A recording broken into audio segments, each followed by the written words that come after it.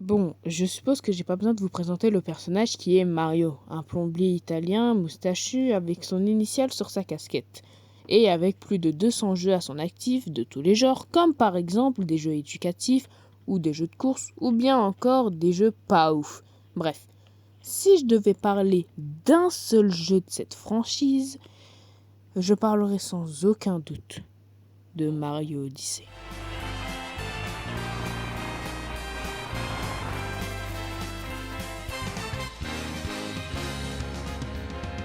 Here we go, off the rails. Did you know it's time to raise our sails? It's freedom like you never knew.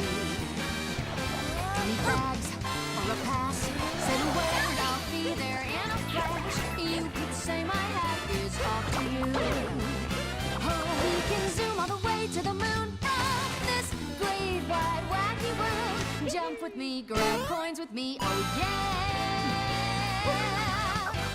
It's time to jump up in the air. Jump up, don't be scared. Jump up and your cares will soar away. And if the dark clouds start to swirl, don't fear and shed a tear, 'cause I'll be your one-up girl. Bon, pour commencer, c'est quoi Mario Odyssey? Mario Odyssey est un jeu sorti le 27 octobre 2017 sur Switch. Bon, alors dans Mario Odyssey, on contrôle bien évidemment Mario, mais avec un petit compagnon en plus, Cappy, un espèce de chapeau qui nous permet de nous transformer en n'importe quelle créature de ce monde. Comme par exemple des dinosaures, des statues, des fusées, des Goombas ou bien encore des humains. Ouais, des humains. Cool. Bon, alors l'histoire de ce jeu n'est pas trop compliquée à comprendre. Pour faire simple, Bowser a encore capturé Peach, mais cette fois-ci il a vu les choses en grand. Il a décidé de vouloir se marier. Bon, le marier est un peu crazy si vous voyez ce que je veux dire, mais bref, passons. Bon, vu que Bowser il est un peu débile, pour lui le mot lune de miel, pour lui c'est une lune avec du miel. Donc il a décidé d'aller sur la lune pour se marier. Ah, et aussi Bowser a capturé la sorte de Cappy, qui est un diadème de princesse, donc Bowser, ce grand charmeur, a décidé de l'offrir à Peach. Bon, je suppose que je vous ai fait un synopsis assez rapide du jeu, et donc je pourrais parler plus en détail du gameplay. Bon, le gameplay de Mario Odyssey n'est pas tant compliqué que ça à comprendre. Bref, on a un véhicule qui nous permet d'aller de pays en pays qui s'appelle l'Odyssée. Et à chaque fois qu'on change de pays, on doit obtenir des nuls qui nous permettront d'augmenter la puissance de l'Odyssée afin qu'il puisse aller plus loin jusqu'à qu'on puisse aller sur la Lune. Alors, entre-temps, Bowser, vu qu'il s'est rendu compte que Mario n'était pas mort alors qu'il était littéralement tombé de 500 mètres, il a décidé d'engager une équipe de cassos qui est composée de familles de lapins. Bon, comme j'ai dit précédemment, c'est des cassos. Sérieusement, déjà on bat leur daron en moins de 2 au tout début du jeu. Ensuite, tout le reste n'est pas tant difficile que ça. Le seul moment où j'ai un peu sué du front, et quand je dis sué, c'est surtout parce que mon ventilateur ne s'allumait pas, c'est quand ils sont tous regroupés ensemble dans un espèce de robot bizarre à la fin du jeu. Bon, à part ça, les autres boss sont de 1 plus stylés et de 2 sont extrêmement stylés. Bon, pour faire simple, je peux pas parler de tous les boss car il y en a qui sont nuls, mais quand je vous dis nul, c'est nul, non franchement, c'est aberrant. Bref, je vais plutôt vous parler de 2 boss qui sont vraiment exceptionnels, à mon goût. Bref, pour commencer, on va parler de Mecha Wiggler. Bon, alors, Mecha Wiggler est le tout premier boss de Pays des Gratte-Ciel. Bon, pour faire simple, c'est pas un boss tant compliqué que ça, mais c'est pas non plus un boss si facile.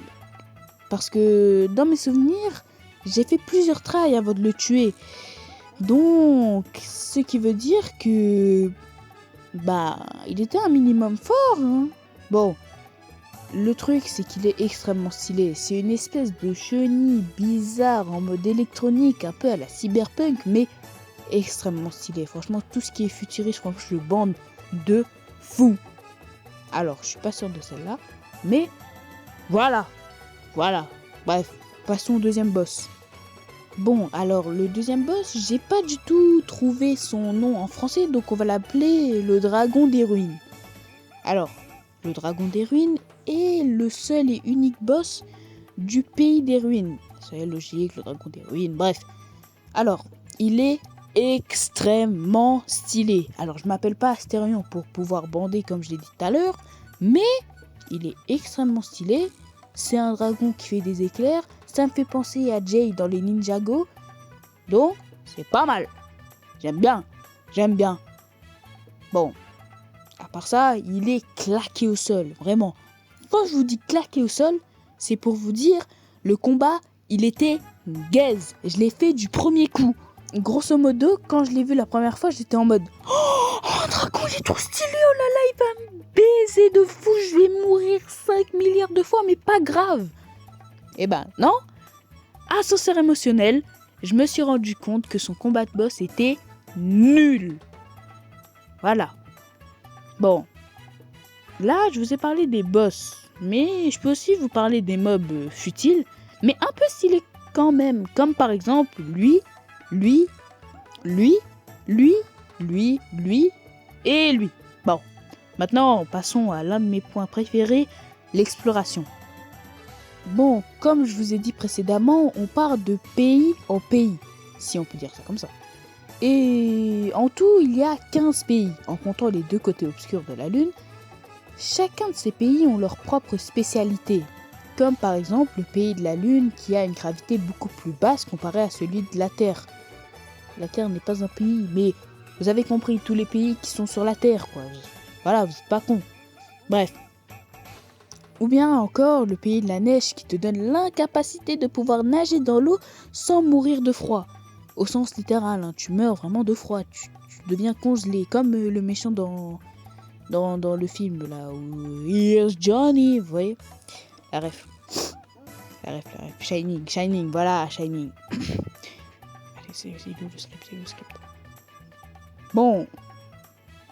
Eh bien, en parlant de nager dans l'eau, le pays du lac qui t'oblige à te transformer en poisson afin de pouvoir te balader tranquillement. Bref, la plupart du temps, Cappy sera notre meilleur allié pour l'exploration. Car imaginons qu'un gros fossé nous sépare de notre objectif. Eh ben, on a juste qu'à trouver un animal volant, le contrôler et pouvoir voler à notre guise. Bref, c'est ça que j'adore avec l'exploration de Mario Odyssey. C'est que tu n'as pas juste tes pieds pour aller d'un point A à un point B. Tu peux utiliser tellement de créatures à ta guise pour aller soit plus vite, soit plus haut. Bref, chaque créature ont leurs capacités qui te permettront de pouvoir explorer chaque petit recoin de la map de fond en comble. Bon, passons au dernier point, l'innovation. Bon, c'est le dernier point de la vidéo. Partez pas maintenant, il y a encore un peu, mais bon, comme je vous ai dit, c'est le dernier point de la vidéo et c'est le moment où je prends un ton de voix un peu plus doux, où il y a une vraie morale. Bref. Tous les jeux 3D Mario se distinguent par leurs innovations uniques. De Super Mario 64 qui a posé les bases du gameplay 3D à Super Mario Galaxy qui a bouleversé les conventions avec sa gravité planétaire. Chaque aventure de Mario repousse les limites de l'imagination et du jeu vidéo. Mais parmi ces pépites, Super Mario Odyssey se hisse au sommet grâce à une innovation aussi simple que géniale, Cappy. Ce chapeau vivant permettant à Mario de capturer et de contrôler n'importe quelle autre créature offre une liberté et une créativité sans précédent. Et au-delà du jeu, Super Mario Odyssey nous rappelle une leçon essentielle. L'innovation ne vient pas seulement de l'envie de faire mieux, mais de la capacité à voir le monde sous un nouvel angle. C'est en essayant quelque chose de différent que l'on trouve des trésors inattendus. Alors, comme Mario, mettez votre chapeau magique et explorez de nouvelles horizons.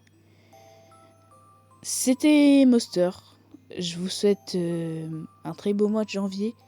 Et surtout, abonnez-vous s'il vous plaît.